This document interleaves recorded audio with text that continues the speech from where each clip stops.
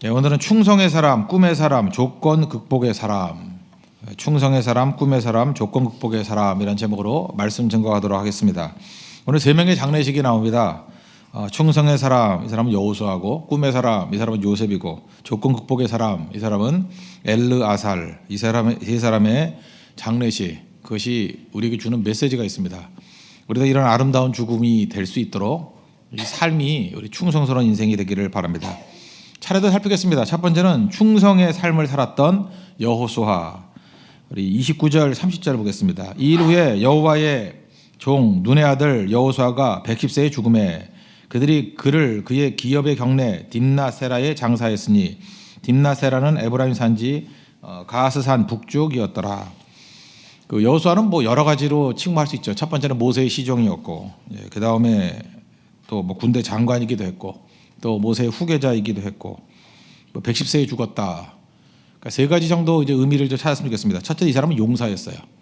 출애굽기 17장에 보니까 르비딘 광야에서 아말렉과 전투할 때 산꼭대기에서는 모세와 아론과 훌이 손을 들고 기도했죠. 기도했고, 밑에서는 군대 장관이 여호수아가 전투를 벌여서 크나큰 승리를 거두게 되었습니다.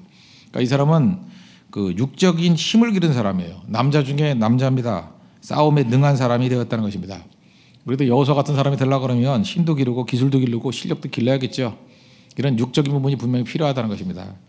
동시에 그는 영적인 사람이었습니다. 기도의 사람이었습니다. 어려울 때마다 기도했습니다. 그 여리고성에 어려움이 있을 때 먼저 기도하잖아요. 그래서 여호와의 군대 장관 홀로 천사를 만납니다. 5장에 나오죠. 또 그 다음에 아이성에서 패배했습니다. 홀로 가서 하나님 왜 패배했습니까? 원인 분석하기 위해서 또 기도합니다. 기도의 사람이었다는 거예요. 우리 뭐 성경할 때에도 이게 준비 현장이나 준비팀에 있는 사람들 중에 이런 여호수아 같은 사람이 좀 나왔으면 좋겠어요. 뭐 잘 안 되면 기도로 풀고 이것이 왜 그렇습니까? 원인이 무엇입니까? 그래서 다시금 승리로 뒤바꿔놓는 사람. 그게 여호수아였다는 거예요. 젊어서부터 그는 기도의 사람이었습니다. 우리 출애굽기 33장 11절을 보니까 모세도 기도 참 많이 했는데 모세가 회막에서 기도하고 진으로 돌아왔지만 눈의 아들 젊은 수종자 여호수아는 회막을 떠나지 아니하니라. 인상적인 거죠. 그 여호수아는 모세보다 더 많이 기도했다는 거 아니에요. 그러니까 이 사람이 이제 뭐 될성 싶은 나무죠. 하나님 앞에서 이런 모습이 있어야 된다는 것입니다. 언제가 전성기냐? 젊은 세대가 기성세대보다 더 많이 기도할 때예요. 엎드려 기도하면 전성기가 옵니다. 반드시 이런 일이 벌어져야 된다는 것입니다. 그는 기도의 사람이었다는 거예요. 그는 용사였고, 두 번째 기도의 사람. 세 번째, 이 사람은 대기만성의 사람이다. 참 이게 갖추기 힘든 건데 기다릴 줄 아는 사람이에요. 조급함이 없고 대기만성의 사람이에요. 우리 많이 칭호를 듣죠. 여호수아 그러면 맨 앞에 붙는 게 뭡니까? 밤낮 눈의 아들이에요. 눈의 아들 여호수아 이렇다고요. 근데 모세를 설명할 때는 항상 붙는 칭호가 뭡니까? 여호와의 종 모세. 좀 기분 상하지 않아요? 모세는 맨날 여호와의 종 그러고 여호수아는 맨날 눈의 아들, 그죠? 지금 뭐 눈도 오지도 않는데 눈의 아들, 뭐 눈사람이지 뭐 그죠? 눈의 아들, 뭐 그런 식으로 자꾸만 설명을 하잖아요. 여호수아 1장 1절을 보면 제가 볼 때 좀 자존심이 상할 것 같아요. 여호수아 1장 1절 이렇게 돼 있어요. 여호와의 종 모세가 죽은 후에, 모세는 여호와의 종이에요. 여호와께서 이제 여호수아를 설명할 때 두 가지로 설명해요. 모세의 수종자, 세크레터리, 비서예요, 비서. 그다음에 눈의 아들 여호수아에게 말씀하여 이르시되. 그러니까 여기서도 뭐 여호와의 종 이런 거 없어요. 눈의 아들이에요. 그리고 모세의 수종자, 모세의 시종, 뭐 별로 높은 칭호 아니잖아요. 그러니까 이렇게 대비를 시키니 격이 안 맞는 거죠. 격이 모세의 격과 여호수아의 격이 맞질 않는 거예요. 그러니까 두려워 떨 수밖에 없다 이렇게 말할 수 있죠. 갖다 중간 다 생략해 버리고. 그런데 오늘 죽을 때 장면을 보세요. 29절 보니까 이 일 후에 뭐라고 돼 있어요? 여호와의 종 눈의 아들 여호수아. 참 영광스럽지 않습니까? 죽을 때 비로소 모세에게 붙였던 칭호 여호와의 종이란 칭호를 받으면서 죽습니다. 이 사람은 참 훌륭한 사람이에요. 그래서 영어 이름 지으려고 그러면 여러분 조수아라고 지으십시오. 그 여호수아 참 좋은 것 같아요. 모든 걸 다 갖춘 것 같아요. 영과 육의 균형, 거기다가 인내심, 기다릴 줄 알고. 아마 제가 볼 때 이런 캐릭터가 없을 것 같아요. 우리 세교회 성도들 가운데도 여호수아 같은 많은 일꾼들이 나오길 바랍니다. 이런 사람만 있으면 교회가 되겠죠. 무슨 일을 맡겨도 다 되겠죠. 그 용사이자 기도의 사람이고 조급하지 않고 기다릴 줄 아는 대기만성의 사람. 그래서 마지막 장면에서 여호와의 종 이런 칭호를 들을 수 있는 우리 하나님의 거룩한 종 되기를 바랍니다. 그다음에 두 번째로 나오는 사람이 요셉인데 요셉은 꿈의 사람이죠. 32절 한번 보십시오.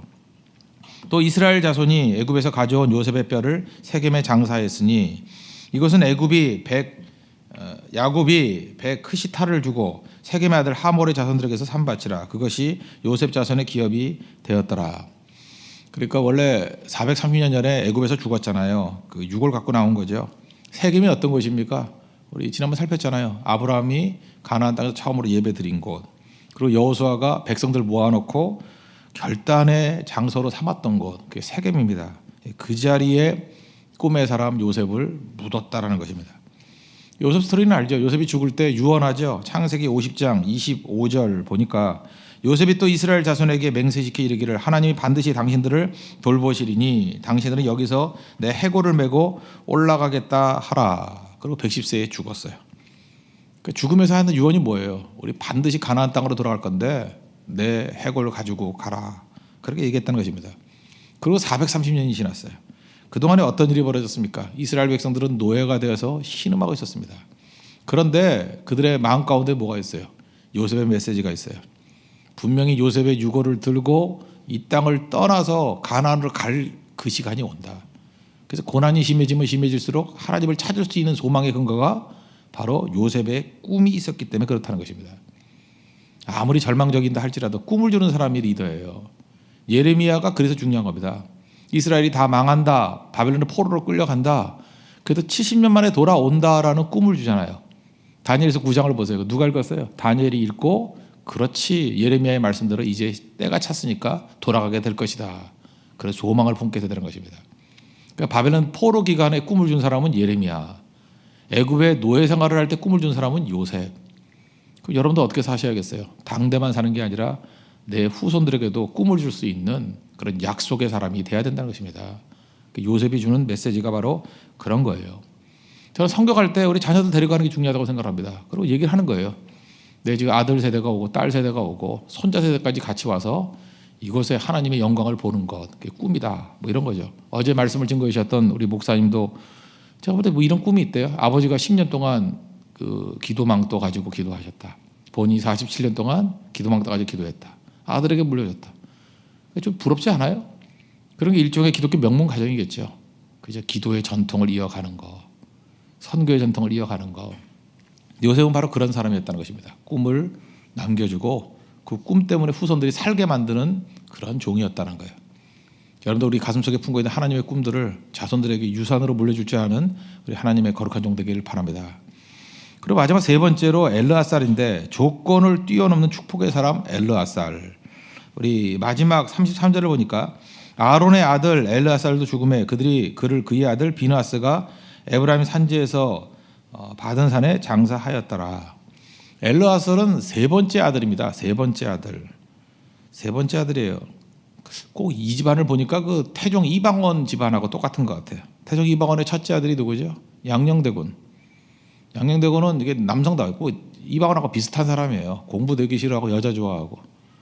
그래서 그 태종 때야 뭐 쿠데타로 일어났으니까 자기가 왕 되는 거 뭐라 그럴 수는 없지만 조선은 성리학 국가 아니에요. 성리학. 그래서 왕한테 무지 공부시켰어요. 하루에 12시간씩 공부해야 되고 밥 5끼 먹어야 되고 왕들은 못해요. 여러분 시켜도 못해. 그 공부해야 돼 맨날. 뭐 다 외워야 되고. 그러니까 양녕대군 같이 이렇게 씩씩한 남자가 이거 하겠나? 못하죠. 그래서 맨날 월담하고 막 이래가지고 힘들었거든요. 근데 그 둘째 아들이 효령대군인데 효령대군한테 또 주려고 그러니까 효령대군은 요즘 같으면 참 좋은 것 같아요. 캐릭터가 항상 너무 우둔데요. 그래서 아버지한테 맨날 욕먹었어. 너 맨날 시찍시찍 웃냐? 참 지금 좋은 건데 그죠? 유머 넘치는 사람인데 이 사람은 개그맨 같아가지고 안 되고. 세 번째 그 당뇨병 많고 별 표정 없는 사람이 충녕대군 이제 세종대왕이거든요. 밥 먹고 앉아가지고 공부만 해요. 예. 그러니까 운동 안 하니까 뚱뚱하고 당뇨병 걸리고 피부병 걸리고 그래서 세종대왕이 그 몸이 안 좋아가지고 맨날 갔던 것이 그 온천 아니에요? 온양온천. 오늘 새벽에 나 이런 얘기 왜 하죠? 하여튼간에 그런데 하여튼 이런 집안이에요. 근데 셋째 아들 충녕이 왕 되잖아요. 그죠? 첫째도 기각, 두 번째도 기각, 세 번째가 이제 왕이 되는 거. 여기에도 비슷한 것 같아요. 아론에게 아들이 있었는데 첫 번째 아들이 그 나답이고 두 번째 아들이 아비후예요. 나답과 아비후. 근데 둘은 이게 쌍으로 나와요. 나답과 아비후.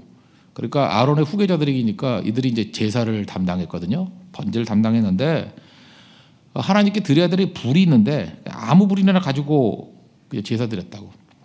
그래서 뭐 한 군데가 찾아보면 민수기 3장 4절 보니까 나답과 아비후는 시내 광야에서 여호와 앞에 다른 불을 들이다가 여호와 앞에서 죽고.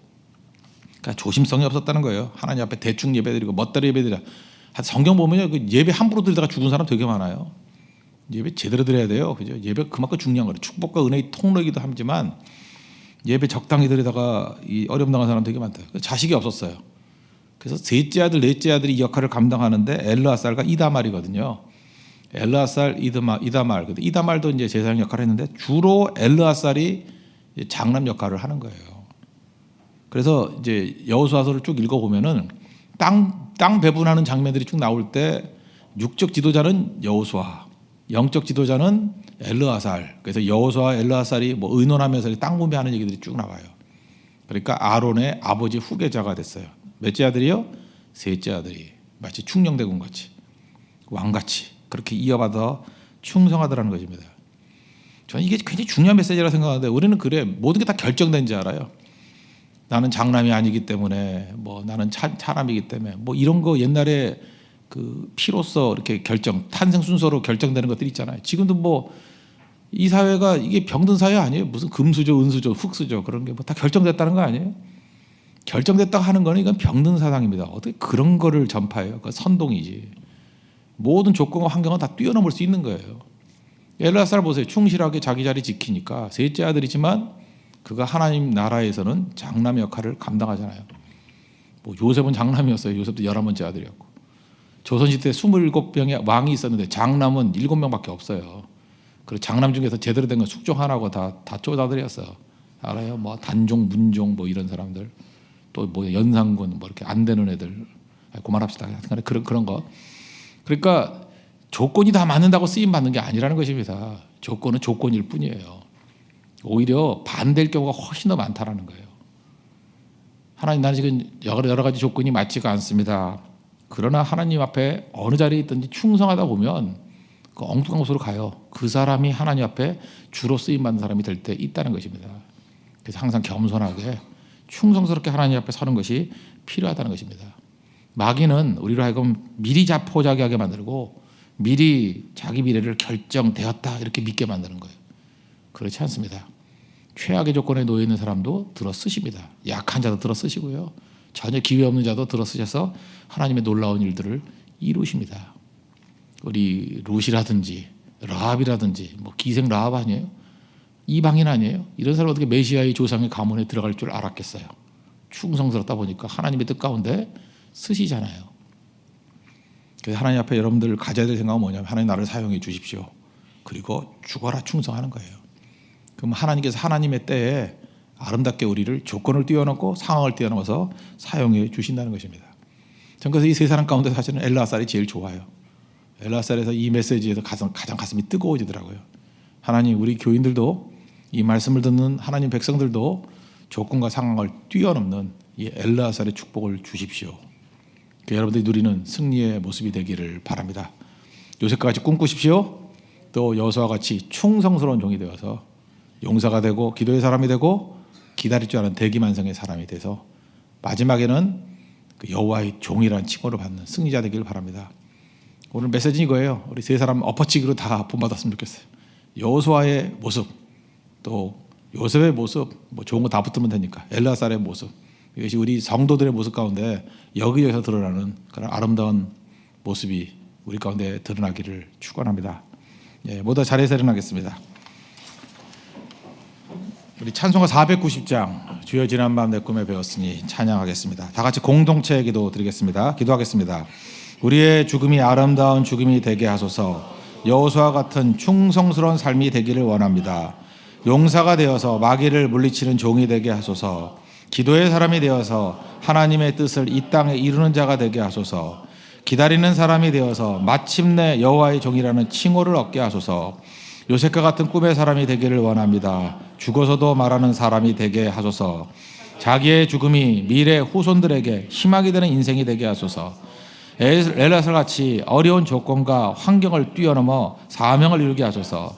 조건이 확정된 것인 양 절망에 빠지거나 자포자기 하는 것은 불신앙입니다. 어떤 조건 속에서도 충실하면 하나님이 반드시 사용하십니다. 엘라살의 승리가 우리의 승리가 되게 하소서. 예수님의 이름으로 기도합니다. 아멘. 490장입니다.